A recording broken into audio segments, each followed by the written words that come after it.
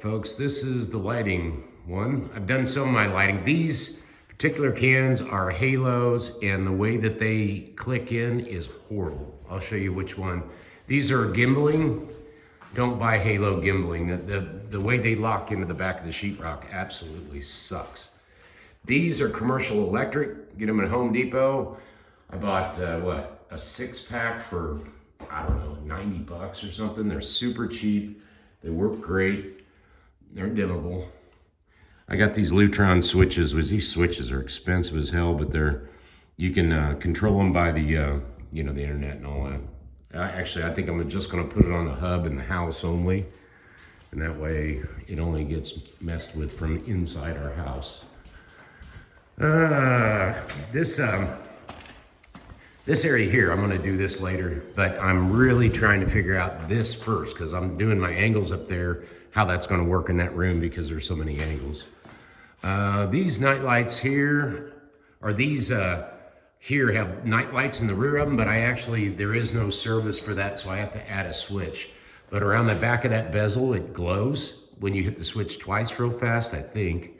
Those are going to be really nice. I'm going to put the switch right here, so when you walk in, you'll have these three going down this 10-foot tall ceiling is nice.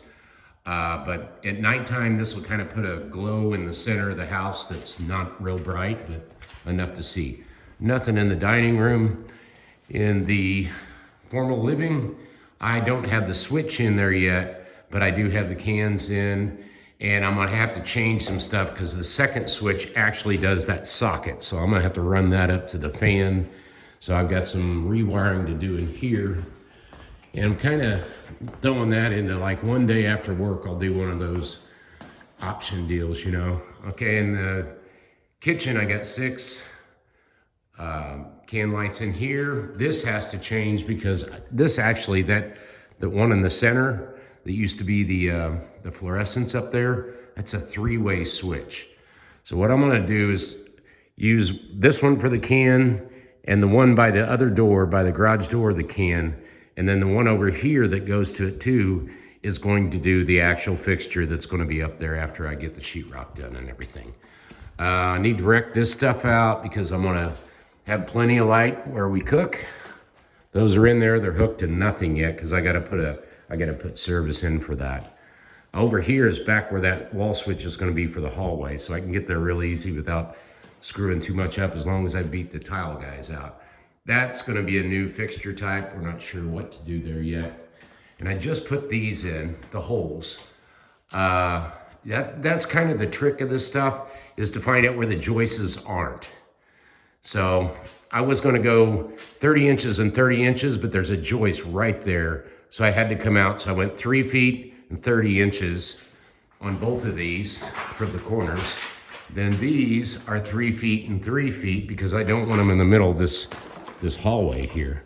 So I think the spacing's really good. Now I'm going to go ahead and wire up. I've already pre-trimmed all these. I've got these little connectors. These things are sweet. These right here. Instead of wire nuts, you just punch them in there and they get, it's like a one-way deal that only goes in, it doesn't come out. And they're solid and they're protected and you don't have to worry about the wire nuts coming off. I really like them. It's just, if you screw up, you'll have to cut it off and throw that one away. But what I'm gonna do here is this light right here is gonna be my home run to the switch because I just put a box in up there to run the electric all the way around. So this will run there and there. And then I'm gonna wire this one, pre-wire it, push it up through the hole, drag wire back here, drag wire back here, hook that single one up, hook that to that one, so that way I'm not up and down in the attic all day. So these commercial are, commercial electric. This is the one that I got. They're cheap, really cheap. I can't remember. I bought a box of 6, three boxes of 6, and they're dirt cheap that way. So they're 6-inch. Actually, use that number right there. That number is for the single. That number is for the 6-pack. If you're doing a bunch of them. This is what I'm going to use in my bedroom. This is a gimbaling type, but The bracket that clicks it on the back of the sheetrock is way better than that junk I bought from Halo. I'll never buy another one of theirs. These are the rest of my night lights. I have some of them have a separate box and then a wire that actually goes to the light, like this. These are the night light ones. I've got partially rewired or pre-wired, and I'm going to take them upstairs and mount them, and then all I'll have to do is my home run down to the switch that doesn't exist yet. But I usually pre-wire all this stuff so I don't have to do that in the attic. The attic doesn't have a walkway, so it's walking on boards and trying to figure out how not to fall through the sheetrock. So, lighting update. Ben's been in here doing a lot of these stools, because these take a long time to get the angles and everything just right. I mean, he's really particular. This stuff is hard to do because you got interior cuts. So you actually have to, you do some with a chop saw and you do some with a jigsaw. So that's the hardboard. And then there'll be jam, trim around that, and then the bottom board. So I'll show you a finished one. He did one small one completely. And he's got pretty much all the stools done except for one side of the house. The stools are deeper, so I'm gonna have to change, get some router bits to make 1x6 into stool. So this is one that's been done, and it's not painted, but it's in there and it looks finished. I just really hate sheetrocked windows because it doesn't really cost. I mean, it's a good bit of work, but it doesn't cost a lot of money just to make them all look like picture frames, basically.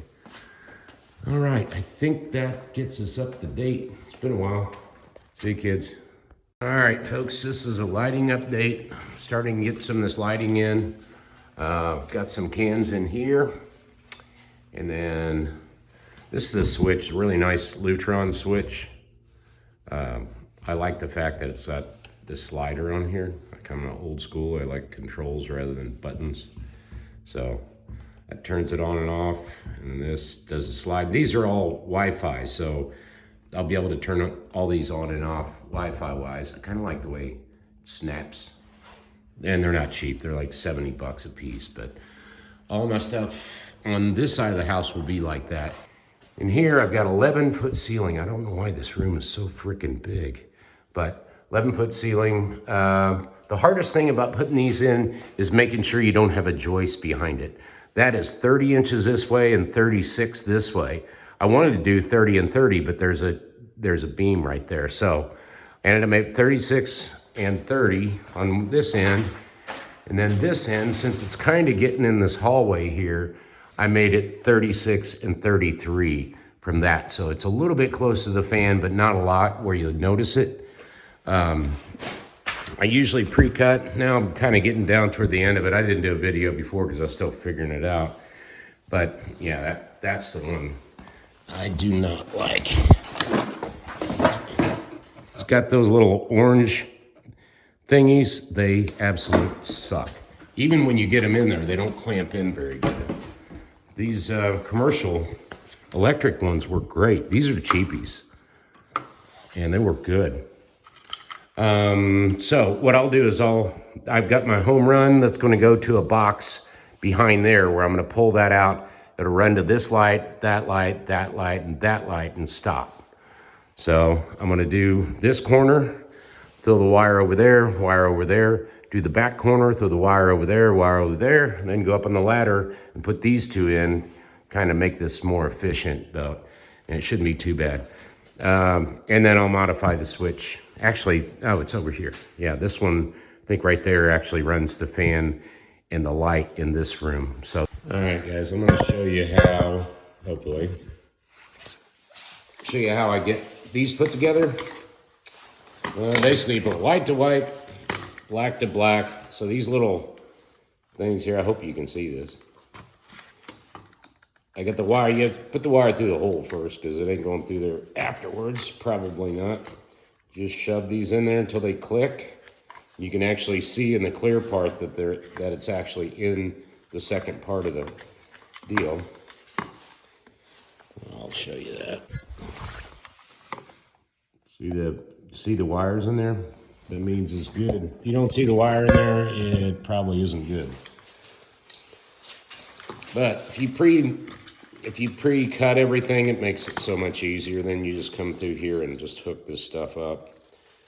And this is going to be the corner leg, which is going to be the one going to the power, which is going to be a box upstairs behind the where the ceiling fan is now. There'll be a junction box up there where I connect to this one, and then it'll go across to the next one, and then that one will go across to the next one, and you just run a big daisy chain of it. Like I said, they're freaking 10 watts, man. That's nothing. Sometimes these don't want to go in, but like I said, you got to make sure they seat, or you might have wires get loose later, and that's not going to be good.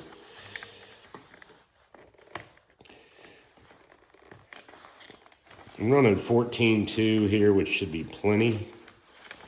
And this last dude. Okay, so all right, I've got that wire to that one running. Well, I've got the wire up there. It's probably not in the right place yet, and the one that runs over to there. So I'm going to stuff that through the hole. Then this one that goes over here, I'm going to stuff that through the hole. The one that goes over here, I'm going to stuff that through the hole. Come down here on the ladder, hook those up, put them up in there, and then do my connection. I'll have to cut the power to when I actually connect it to that box. So I'm going to go upstairs and fish that stuff through now. All right, guys, I want to show you something. This, what is it? 11061. Tool. It's a stripping tool made. Since I had so many of these, I've decided to invest in a couple tools. This is one of them that made stripping the Romex really easy. And this thing too, which is a cutter. If you put it at 6 inches or 6.5, whatever the box tells you to do, this thing actually, that little cup keeps it from coming in your face, and that thing cuts a hole. So you put a pilot where the drill bit is, and then you just sit there and let it chew away until it cuts a hole in there. I think that thing it's a Klein tool also. Klein's good stuff. That's a cheapie, but still I've done 30 holes with it probably now, and it's still cutting. That was probably, I think it was like 25 bucks, and I think well worth it. Okay, I'm gonna tie that one in real quick and stick my phone here so you can watch it.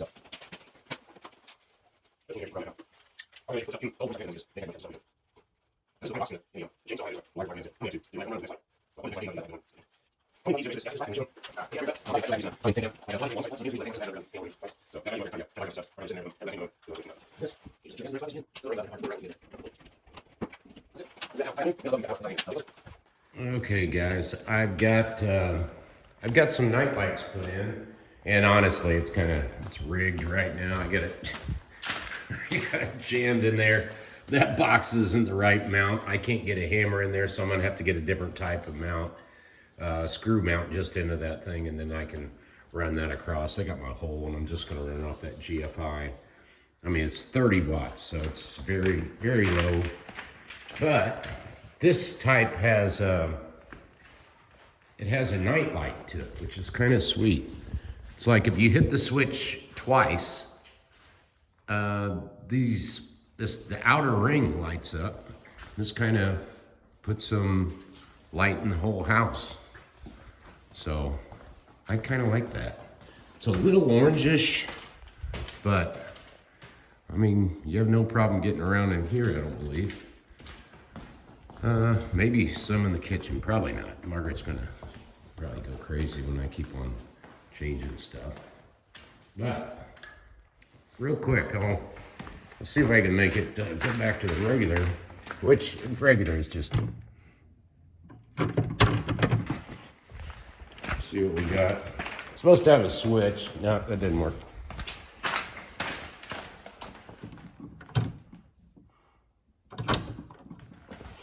If you turn it on once, You get the lights. Okay, it's not getting out of there.